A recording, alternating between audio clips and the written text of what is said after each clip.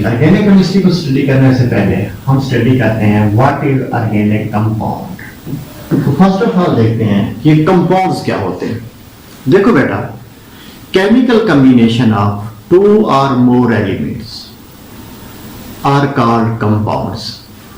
कि दो या दो से ज्यादा एलिमेंट का जो केमिकल कॉम्बिनेशन होता है उसे हम क्या कहते हैं? कंपाउंड्स कहते हैं। शुरू में इन कंपाउंड्स को टू कैटेगरीज के अंदर डिवाइड किया जाता था। एक को कहते थे इनऑर्गेनिक कंपाउंड्स,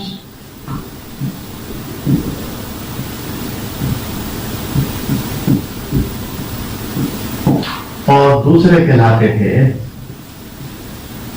ऑर्गेनिक कंपाउंड्स।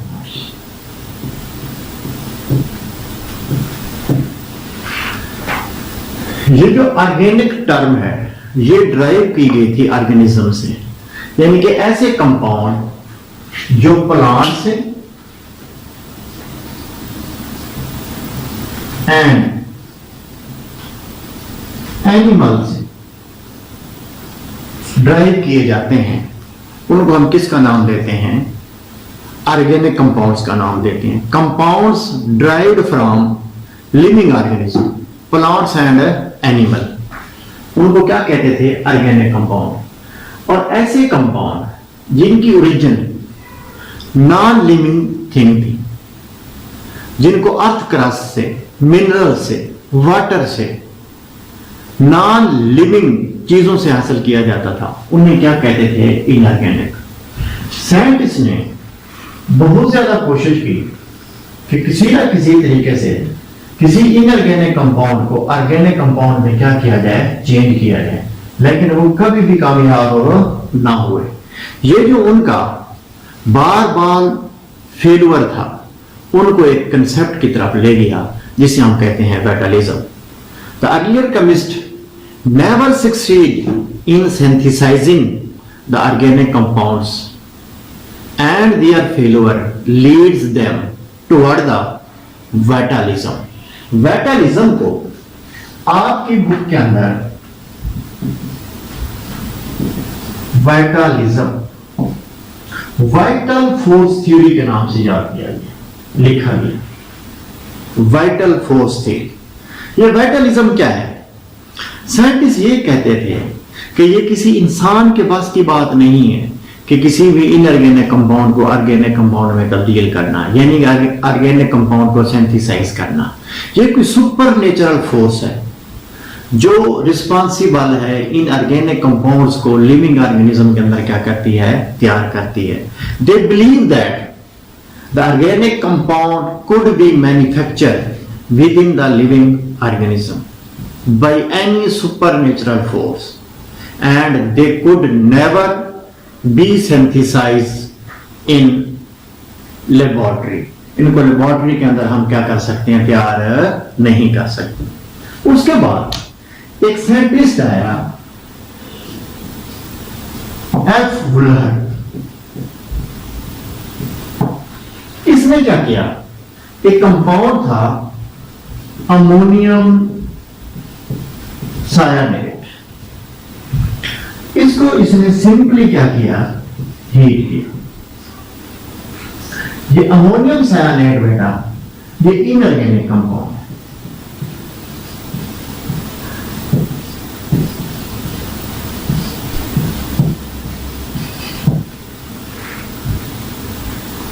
जब उसने इसको हीट किया in the absence of oxygen, तो एक कंपाउंड में चेंज हो गया जिसे हम क्या कहते हैं? यूरिया कहते हैं,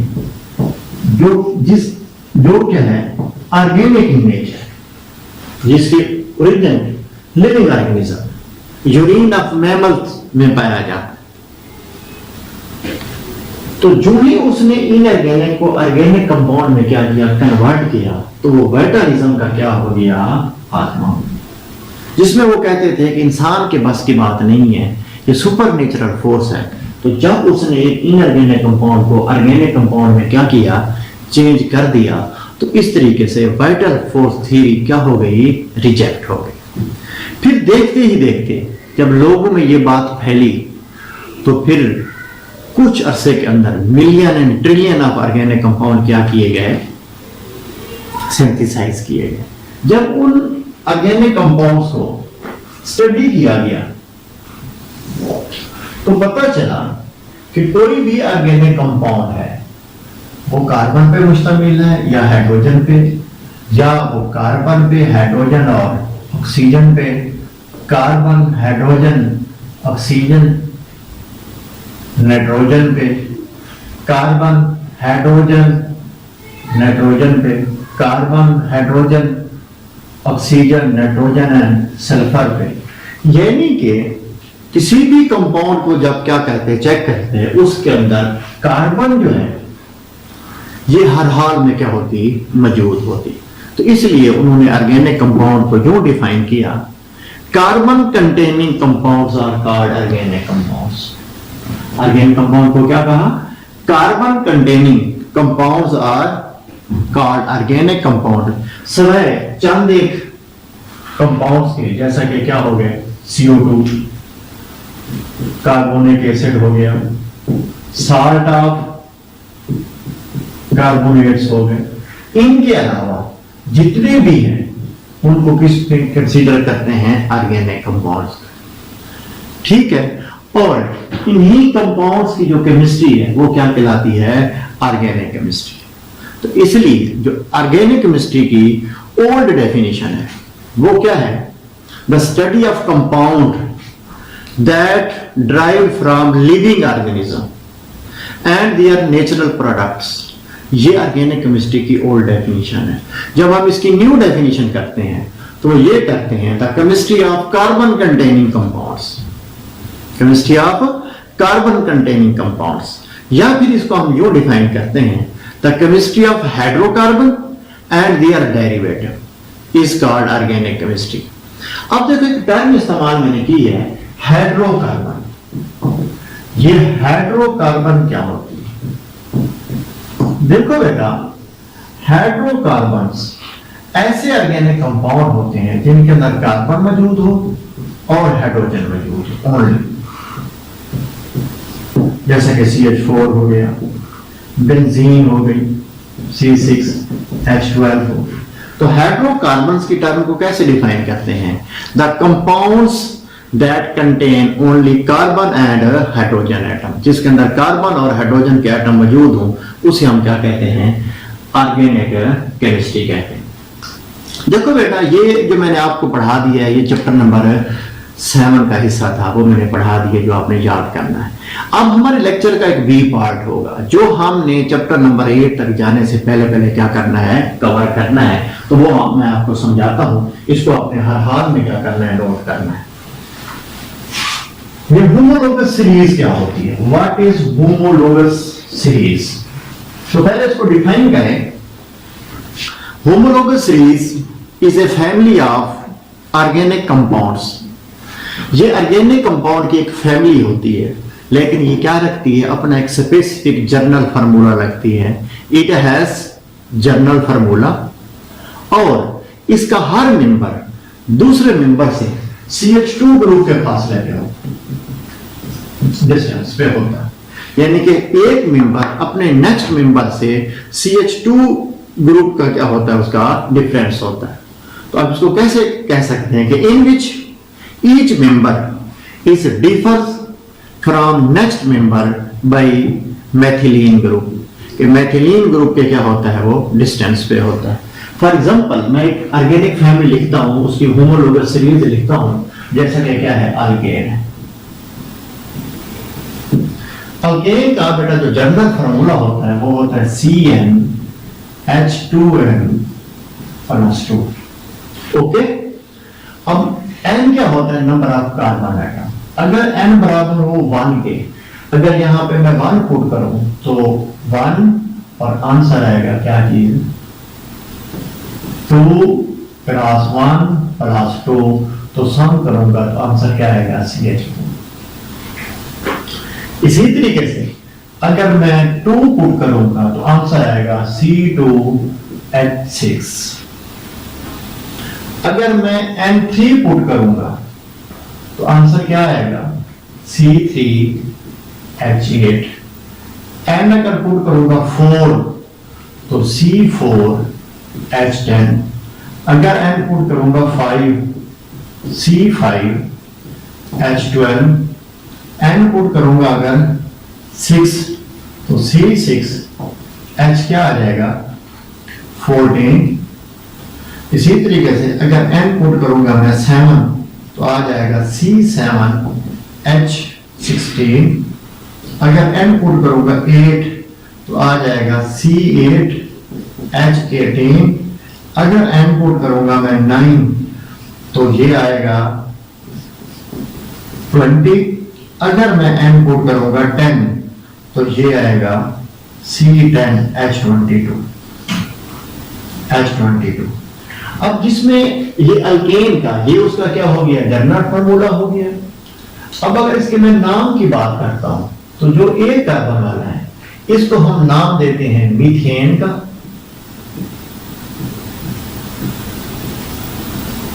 जिसमें 2 कार्बन है उसे हम पढ़ते हैं इथेन, जिसमें 3 कार्बन है उसे हम पढ़ते हैं प्रोपेन, जिसमें 4 कार्बन है उसे हम पढ़ते हैं ब्यूटेन, जिसमें 5 कार्बन है उसे हम पढ़ते हैं पेंटेन, जिसमें 6 कार्बन है उसे हम पढ़ते हैं हेक्सेन, जिसमें 7 कार्बन है उसे हम पढ़ते हैं हेप्टेन, जिसमें 8 कार्बन है उसे हम कहते हैं ऑक्टेन, जिसमें 9 कार्बन है उसे हम कहते हैं नोडेन,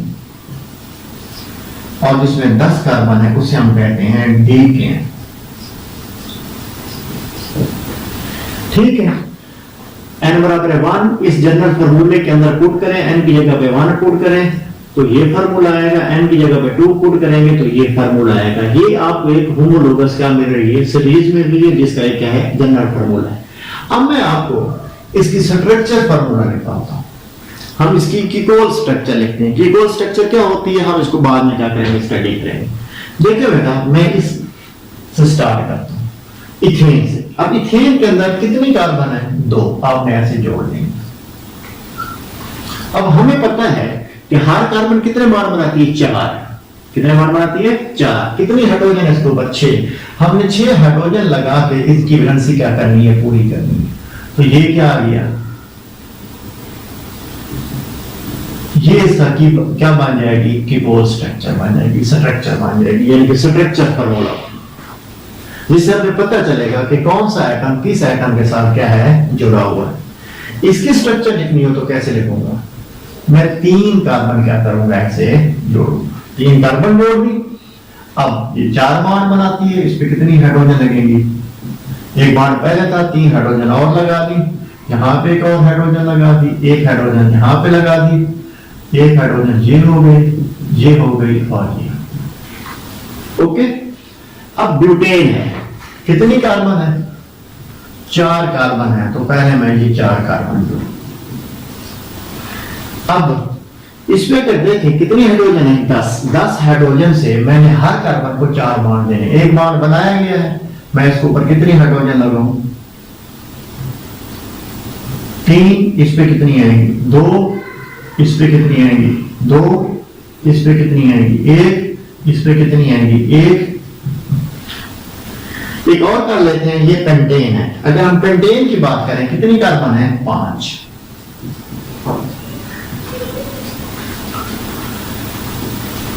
कितनी हाइड्रोजन है, 12 हाइड्रोजन लगानी है, 1 बॉन्ड है तो कितनी हाइड्रोजन लगाऊंगा, 3। यहां पे कितनी लगाऊंगा, 2, यहां पे 2, यहां पे क्या लगेंगी, 2, यहां पे क्या लगेंगी, 3। ये पूरी हो जाए, बाकी आपने ऐसे लिखेंगे। ये बेटा इनका क्या कहलाता है, स्ट्रक्चर फार्मूला। क्या कहलाता है, स्ट्रक्चर फार्मूला, कीकोल स्ट्रक्चर भी इसे बोलते हैं। अब हम इसकी लिखते हैं कैडेंस स्ट्रक्चर। क्या लिखते हैं, कैडेंस स्ट्रक्चर लिखते हैं। वो क्या है, इसको पहले स्टार्ट करते हैं। ये देखें क्या है, ये CH3, तो मैं लिखूंगा CH3। ये कौन सा ग्रुप है, मैं लिखूंगा CH2।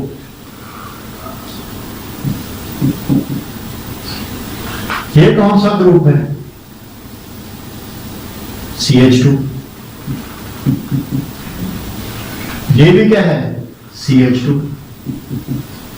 ये क्या है? CH3।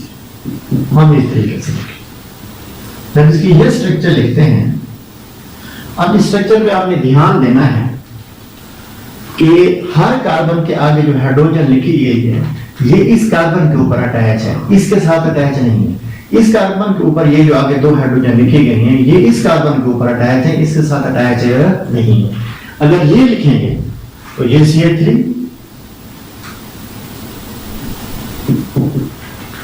ये क्या है? CH2, ये क्या है? CH2, ये क्या है? CH3। तो क्या लिखेंगे? CH2 CH3।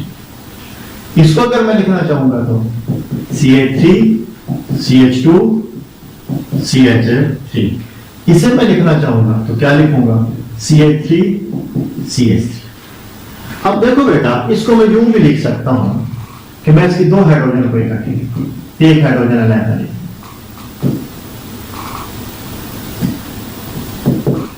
इसको भी मैं ऐसे लिख लूं, इसको भी मैं ऐसे लिख लूं, एक हाइड्रोजन।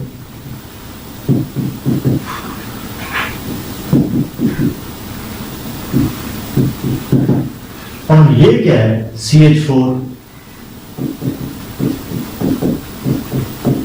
हम देखें बेटा, जो CH4 है, जिसको हम यूं लिखते हैं,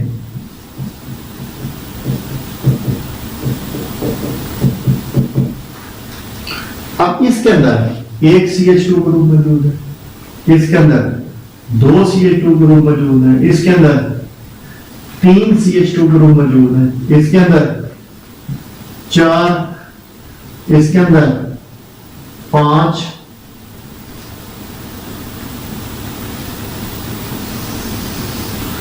नेक्स्ट जो होगा उसके अंदर क्या होंगे? 6, 7 ऐसे बढ़ते रहेंगे। तो मैंने होमोलोगस सीरीज का आपको क्या लिखवाया था कि हर मेंबर अपने अगले एक मेंबर से किस डिफरेंस के फासले पे होता है? CH2 में के फासले पे होता है। इसमें क्या है? एक CH2 है तो इसमें कितने हैं? 2 हैं। इसका और इसका कंपैरिजन करें, इसमें 2 है तो इसमें क्या है? 3 है। यानी कि एक CH2 का क्या होता है? डिफरेंस होता है। ब्यूटेन और पेंटेन का अगर क्या करें, कंपैरिजन करें, इसमें 4 CH2 ग्रुप है तो इसमें क्या है? 5 है। पेंटेन और हेक्सेन में क्या होंगे? 6 होंगे। हेप्टेन में 7, ऑक्टेन में 8, इस तरीके से। ठीक है, तो इसका जो एक हर मेंबर होता है वो क्या कहलाता है? होमोलोग कहलाता है। क्या कहलाता है? होमोलोग। तो फिर इसकी डेफिनेशन लिख लें कि homologous series is a family of organic compound. ये एक ऑर्गेनिक कंपाउंड की फैमिली होती है। इट हैज जनरल फार्मूला, इसका एक जनरल फार्मूला ये रखती है। And in which each member is differ from next member by CH2 group. और CH2 ग्रुप को क्या पढ़ते हैं? मिथाइलिन ग्रुप पढ़ते हैं। एंड हर जो मेंबर है वो क्या कहलाता है? होमोलोग कहलाता है। ये सारे आपस में क्या कहलाते हैं? होमोलोग्स कहलाते हैं। तो आप लिख लें the members of homologous family are called homologues. उन्हें क्या कहते हैं? होमोलोग्स कहते हैं। अब देखो बेटा, ये मैंने क्या लिखी है? अल्केन की होमोलोगस सीरीज लिखी है। तो आप अल्केन को यहीं पे डिफाइन करते चलें कि ये अल्केन क्या होती है। तो बेटा, जो अल्केन है ये एक ऐसी हाइड्रोकार्बन होती है जिसके अंदर कार्बन और हाइड्रोजन साथ में, इसके अंदर क्या होते हैं? सिग्मा बॉन्ड होते हैं, सिंगल बॉन्ड्स होते हैं। तो आप इसको लिख सकते हैं, अल्केन इज ए हाइड्रोकार्बन